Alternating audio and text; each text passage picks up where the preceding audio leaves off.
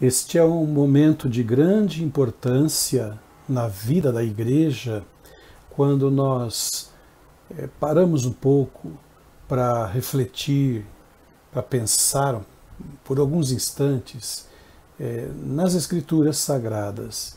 E não apenas pensar e refletir, mas também para extrairmos dela alguns ensinamentos para a nossa própria vida, para a nossa própria existência neste mundo. Nós precisamos de Deus para nos ajudar, pela orientação do seu Espírito, a vivermos neste mundo conturbado, perigoso, neste mundo sem Deus. E é por isso que nós meditamos nas Escrituras Sagradas neste momento. E eu gostaria, para esta meditação da manhã, de ler um pequeno trecho na carta do apóstolo Pedro, na primeira carta do apóstolo Pedro, no capítulo 1, versos 3 a 9. Primeira carta de Pedro, capítulo 1, versos 3 ao 9. E diz assim a palavra do Senhor: Bendito seja o Deus e Pai de nosso Senhor Jesus Cristo. Conforme sua grande misericórdia, ele nos regenerou para uma esperança viva, por meio da ressurreição de Jesus Cristo dentre os mortos, para uma herança que jamais poderá perecer, macular-se ou perder o seu valor. Herança guardada nos céus para vocês, que mediante a fé são protegidos pelo poder de Deus até chegar à salvação prestes a ser revelada no último tempo. Nisso vocês exultam, ainda que agora, por um pouco de tempo, devam ser entristecidos por todo tipo de provação. Assim acontece para que fique comprovado que a fé que vocês têm, muito mais valiosa do que o ouro que perece, mesmo que refinado pelo fogo, é genuína e resultará em louvor, glória e honra quando Jesus Cristo for revelado. Mesmo não o tendo visto, vocês o amam, e apesar de não o verem agora, creem nele e exultam com alegria indizível e gloriosa, pois vocês estão alcançando o alvo da sua fé, a salvação das suas almas. Palavras do Senhor. Este é um trecho que trata da exaltação a Deus pela esperança renovada. É assim que nós olhamos para este pequeno trecho das Escrituras. Pedro está fazendo aqui uma declaração de exaltação, de louvor a Deus, pela esperança que está sendo renovada a partir daquilo que ele diz à igreja ou ao povo espalhado, aos cristãos espalhados nas províncias que ele relata nos primeiros 2 versos deste primeiro capítulo. Então nós queremos observar onde está esta esperança renovada. Pedro está louvando a Deus. Esta primeira observação que nós fazemos no trecho que acabamos de ler. De alguma forma, é assim que deveria ser, porque nós sabemos que Deus nos criou para a sua glória. Mas, às vezes, percebemos que as dificuldades da vida atrapalham a intensidade do nosso louvor a Deus. Ah, como gostaríamos que tudo estivesse no lugar, na mais perfeita ordem, os problemas minimizados e as crises todas superadas. Ah, e então você não imagina a intensidade do meu louvor a Deus. Mas Pedro sabia que a realidade não é assim. Ele sabia que os sofrimentos na vida são reais e inevitáveis. ele escreveu esta carta a um grupo de cristãos dispersos na Ásia, que ele chama de peregrinos ou dispersos, conforme o primeiro verso do capítulo 1.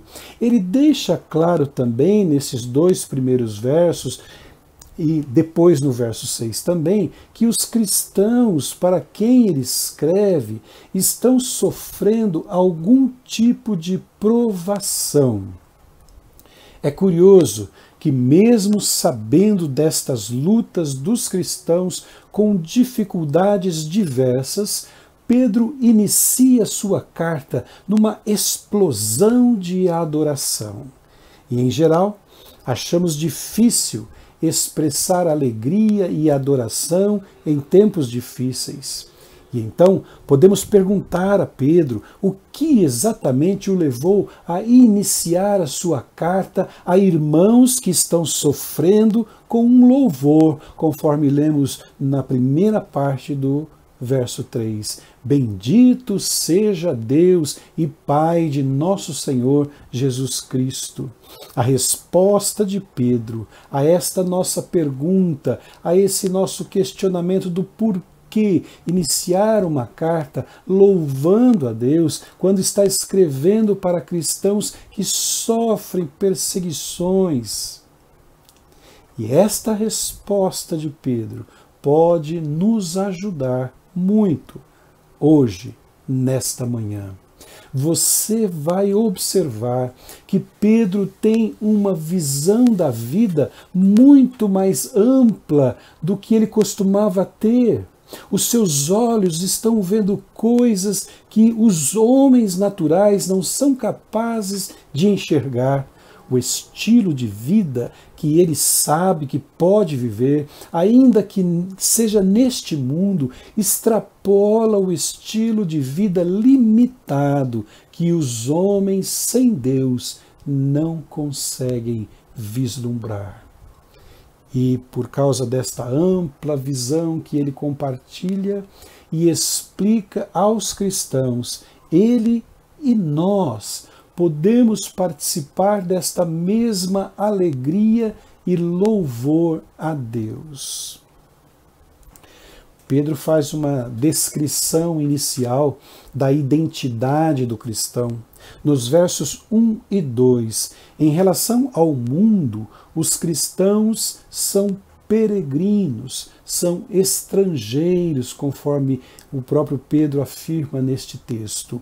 Mas Pedro diz também que os cristãos são amados, são escolhidos por Deus e estão sendo santificados pelo Espírito Santo para a obediência a Jesus Cristo. Capítulo 1, verso 2. Pedro vai desenvolver melhor este tema. Nos versos 3 a 5, ele faz uma lista destes privilégios, da graça de Deus e das bênçãos garantidas. São revelações que nos levam à adoração e à alegria diante de Deus. Nos versos 6 a 9, segunda parte deste texto que lemos, ele aplica esta realidade da graça de Deus e privilégios dos cristãos à condição de sofrimento que inevitavelmente enfrentamos neste mundo. Então vamos olhar em primeiro lugar estes privilégios da vida cristã que Pedro anuncia àqueles cristãos que estavam em tempos de sofrimento. Observe que Pedro começa o verso número 3 com uma adoração a Deus, conforme já mencionei. Bendito seja o Deus e Pai de nosso Senhor Jesus Cristo, disse ele. Mas veja o que está por trás desta motivação, o que o faz começar a sua carta cantando um hino de louvor. Se continuarmos no verso 3, lemos o seguinte: conforme a sua grande misericórdia, ele nos regenerou para uma esperança viva por meio da ressurreição de Jesus Cristo dentre os mortos. Você percebe por que Pedro está louvando a Deus? E por que nós devemos fazer o mesmo? Porque em Cristo, Deus nos abraçou novamente, nos deu uma nova vida, nos deu uma nova e viva esperança. Nós nascemos de novo, e esta expressão não é nova para você, você já a conhece muito bem. As Escrituras deixam muito claro o que significa este novo nascimento. E é por isso que Pedro está feliz, e é por isso que ele louva a Deus no início da sua carta. Nós recebemos o novo nascimento em Cristo Jesus. A melhor definição para um cristão autêntico neste contexto é que ele nasceu de novo. Se você é chamado de cristão, não é porque você pertence a uma determinada igreja cristã, mas porque você nasceu de novo. Algo sobrenatural aconteceu na sua vida. Você foi transformado, transformada lá no profundo, no íntimo do seu coração. Nicodemos, lá em João capítulo 3, foi a Jesus perguntando o que ele deveria fazer para herdar a vida eterna. Ele era profundamente religioso, conhecedor profundo também das Escrituras. E Jesus lhe disse que faltava ainda alguma coisa. E respondeu: você precisa nascer de novo. Pedro, então, destaca alguns aspectos importantes deste novo nascimento. Primeiro, ele mostra de onde vem este novo nascimento.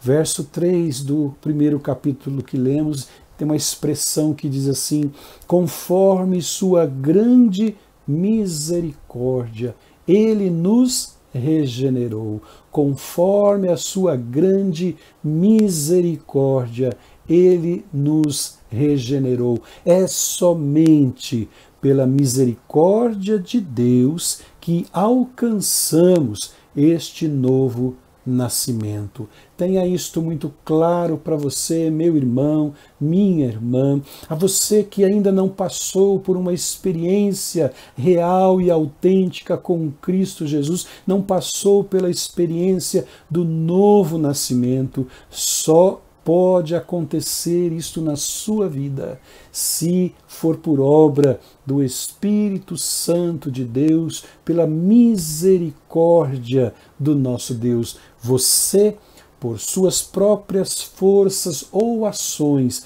não pode conquistar isto.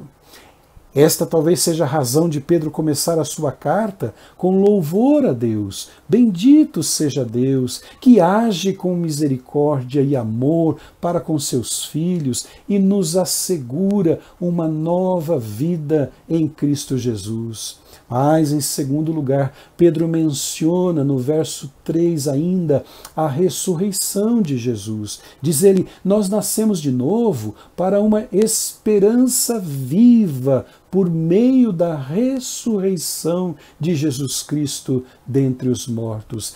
A ressurreição de Jesus é a causa principal desta esperança renovada, desta alegria inexplicável, fruto da misericórdia de Deus. Pedro ainda está dizendo aqui, em terceiro lugar, duas coisas fundamentais para você nesta manhã. Primeiro, que somente pela graça e misericórdia de Deus podemos nascer de novo para uma vida regenerada e transformada. E em segundo, ele está dizendo que Cristo ressuscitou dos mortos, renovando a esperança, garantindo todas as promessas de uma vida segura neste mundo. Guarde também esta informação importante, meu irmão e minha irmã. Deus está nos assegurando uma esperança verdadeira em Cristo Jesus e a realização, a certeza absoluta de que Ele haverá de fazer o que prometeu a cada um de nós e a sua igreja. E Pedro faz mais ainda. Ele destaca alguns resultados na vida do cristão que experimentou o novo nascimento. E está registrado aqui nos versos 3 ao 5 que lemos. Primeiramente, ele fala de uma esperança viva. Esta é a expressão que ele usou. Ele nos regenerou, ele nos deu uma nova vida para uma esperança viva. A palavra viva, a palavra esperança aqui não é usada como usamos muitas vezes em nosso vocabulário, com o sentido de talvez. Eu não tenho certeza, mas espero que um dia eu possa ir visitá-lo. É um talvez, não é certeza. Ou, quem sabe, nós dizemos assim, a minha esperança é que ele se recupere da enfermidade. Mas não é certeza. Talvez ele se recupere. Eu espero que sim. Espero conseguir comprar uma casa neste ano. Não há certeza absoluta nesta esperança. Mas, quando as Escrituras falam de esperança, é algo certo, garantido. Quando Cristo ressuscitou dos mortos e nos deu uma nova vida nele, Ele nos assegurou com a assinatura divina que as promessas feitas não falharão. Por isso, Pedro chamou de esperança viva. Esperança viva. E nesta certeza e garantia da palavra de Deus, podemos descansar e esperar. O segundo aspecto deste trecho de Pedro é que ele fala também de uma herança indestrutível. Diz assim o texto: uma herança que jamais poderá perecer, macular-se ou perder o seu valor. Qualquer herança que você possa receber na terra, um dia vai ser consumida ou pode se perder pela má administração. Mas a sabedoria do homem da parábola contada por Jesus, que, ao encontrar um tesouro no campo, vendeu tudo que tinha para ficar com aquele campo, referindo-se aqui ao reino de Deus, à vida eterna, recebida pela misericórdia de Deus. Este é o melhor tesouro. Este é o melhor tesouro, que não perde o seu valor. No verso 4, ele diz que esta herança não está guardada em bancos ou cofres, mas está guardada no céu para você. Deus tem uma herança especial guardada lá no céu para cada um de nós. Dá para entender por que Pedro tem motivos para começar a sua carta exaltando o nome de Deus? Bendito seja o Deus e Pai de nosso Senhor Jesus Cristo. Louvado seja o nosso Deus. Por isso que eu estou dizendo aqui para vocês que Pedro disse à comunidade cristã: louvado seja Deus por esta providência, por este cuidado, por esta promessa, por esta certeza. E aí então, num segundo momento, nós vemos Pedro associando os privilégios que ele acaba de mencionar, que nós conversamos um pouco agora sobre isso. Ele associa estes privilégios aos sofrimentos. Acabamos de ver os privilégios do novo nascimento. da vida com Cristo, que deve nos levar a louvar a Deus com alegria, com gratidão. Mas nos versos 6 a 9, Pedro vai orientar os cristãos sobre a melhor maneira de fazer uso destes privilégios dados por Deus em Cristo Jesus, enquanto estamos vivendo neste mundo de dores e de sofrimentos. E ele começa assustando um pouco. No verso 6, veja o que ele diz: nisto vocês exultam. Nisto que eu acabei de dizer para vocês, vocês se alegram. Fiquem felizes, disse Pedro. Curtam bastante, aproveitem. Se alegrar com o que, Pedro? Se nós estamos vivendo no sofrimento, na angústia, na perseguição, como peregrinos neste mundo.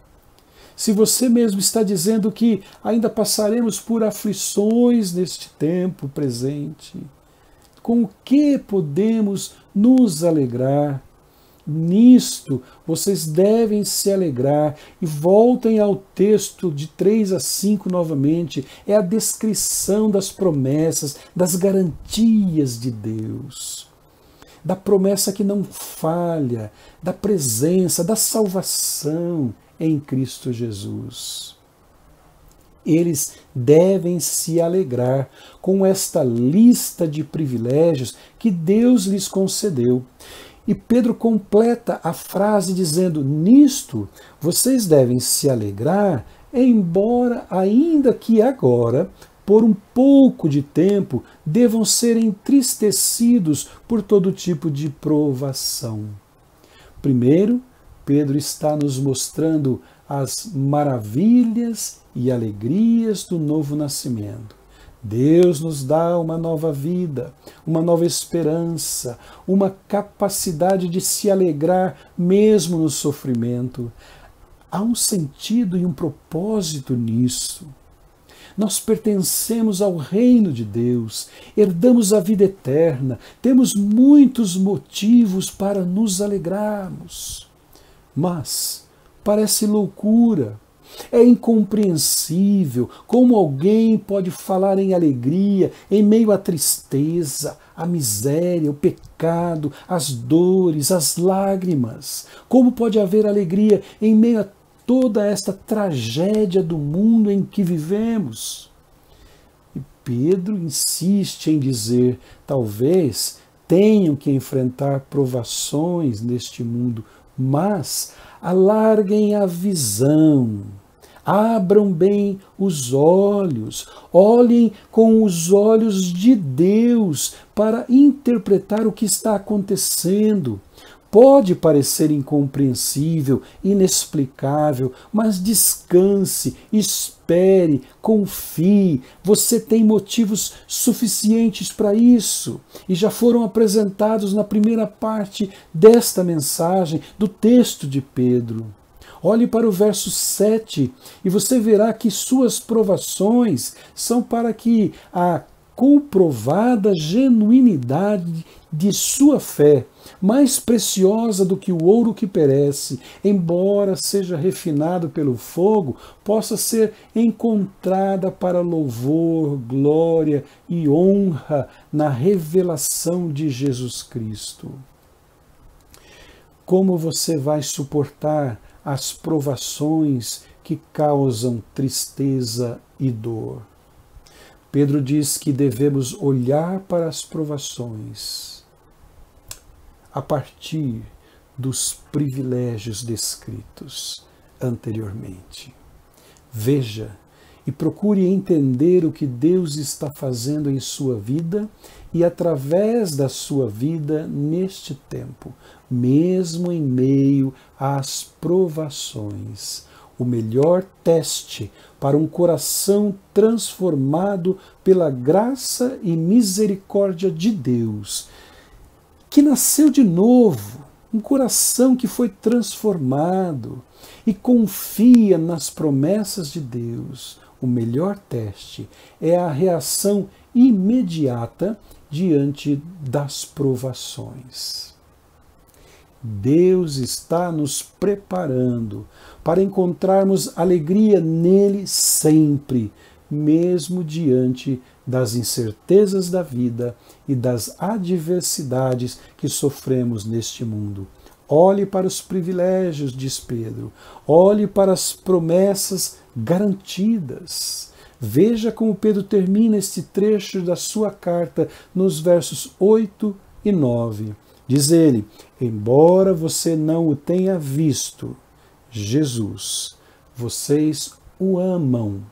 Embora você não o veja agora, você acredita nele e se regozija com uma alegria inexprimível e cheia de glória, obtendo o resultado de sua fé, a salvação de suas almas.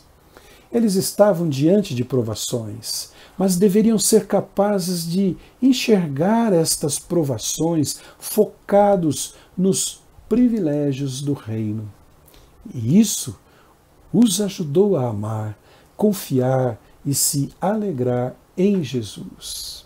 Se você coloca o teu coração nos privilégios do reino de Deus, se você reconhece os presentes que Deus tem te dado ao longo da sua existência, certamente você tem motivos para se alegrar em todo o tempo e celebrar, adorar, louvar o nome do nosso Deus, confiar nele e se alegrar em Jesus, mesmo em tempos difíceis. A palavra de Deus nos ensina a olharmos para nossos sofrimentos e provações, então, à luz destes privilégios recebidos pela graça e misericórdia de Deus, conforme lemos nos primeiros versos da carta de Pedro. E, se aprendermos esta lição, mesmo em meio aos sofrimentos, angústias e dores sofridas neste mundo, poderemos continuar a louvar o nome do Senhor, porque maiores são os privilégios recebidos das mãos de Deus. Bendito seja o Deus e Pai de nosso Senhor Jesus Cristo, hoje e sempre. Amém.